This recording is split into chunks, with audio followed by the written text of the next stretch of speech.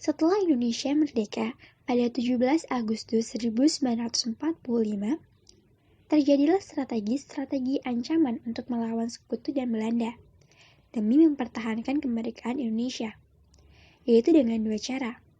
Pertama, perjuangan bersenjata, yaitu dengan fisik dan senjata. Kedua, perjuangan diplomasi, yaitu dengan lobi-lobi politik.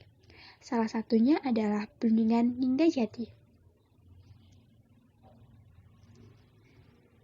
Perundingan Ninggajati adalah perundingan antara Indonesia dan Belanda untuk membahas soal status kemerdekaan Indonesia. Namun, pada akhirnya justru pihak Belanda mengkhianati isi perjanjian tersebut. Perundingan Ninggajati dilakukan pada tanggal 11 sampai 15 November 1946.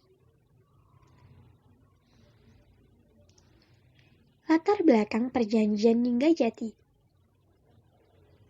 Perundingan Ninggajati terjadi karena Jepang menetapkan status quo di Indonesia, yang menyebabkan terjadinya konflik antara Indonesia dengan Belanda yang salah satunya ditandai peristiwa 10 November di Surabaya. Pemerintah Inggris selaku penanggung jawab mengundang Indonesia dan Belanda untuk melakukan perundingan di Hongkong. Namun, perundingan tersebut gagal karena Indonesia meminta Belanda mengaku kedaulatan atas Pulau Jawa, Sumatera, dan Madura. Sedangkan Belanda hanya mau mengakui Indonesia atas Pulau Jawa dan Madura saja. Akhir Agustus 1946, pemerintah Inggris mengirim Lord Curzon ke Indonesia dalam misi menyelesaikan perundingan antara Indonesia dengan Belanda. Terjadilah perundingan Ninggajati yang terjadi pada 11 November 1946 dan selesai pada 15 November 1946. Dan baru ditandatangani keduanya pada 25 Maret 1947. Dalam rentang waktu tersebut, para delegasi melakukan perbaikan isi perjanjian agar kedua belah pihak menemui titik temu. Tokoh-tokoh perjanjian Ninggajati. Dalam perjanjian tersebut, terdapat beberapa tokoh yang datang sekaligus mewakili masing-masing pihak. Indonesia diwakili oleh Sultan Syahrir sebagai ketua, ditemani oleh Aka Gani, Susanto Tirtoprodjo, dan Muhammad Rom. Belanda diwakili oleh Wim Schorhemerson sebagai ketua, dan ditemani oleh Mark van Pol, H.J. van Mock, serta V. de Burgh. Inggris selaku penanggung jawab atau mediator diwakili oleh Lord Curzon. Isi perjanjian Ninggajati.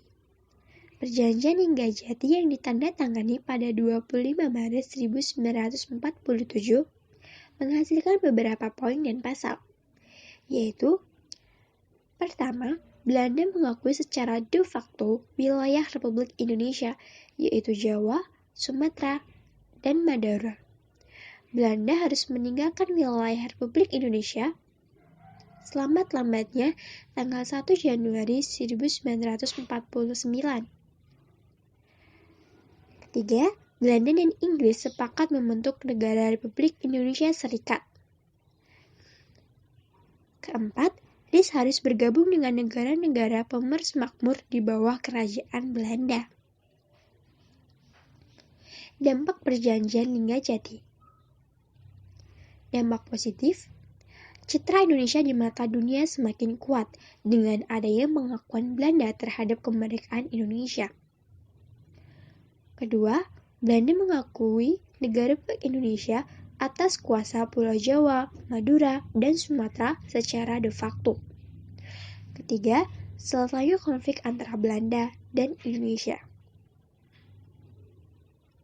Dampak negatif. Indonesia hanya memiliki wilayah kekuasaan yang kecil. Selain itu, Indonesia harus mengikuti persemakmuran Indonesia Belanda. Kedua, memberikan waktu Belanda untuk mempersiapkan melanjutkan agresi militer. Ketiga, perjanjian ini ditetapkan oleh sejumlah masyarakat. seperti Partai Masyumi, PNI, Partai Rakyat Indonesia, serta Rakyat Sosialis. Ketiga, dalam perundingan tersebut, Sultan Syahrir telah dianggap memberikan dukungan pada Belanda, sehingga membuat anggota dari Partai Sosial dan GNIP mengambil langkah penarikan dukungan pada 26 Juni 1947.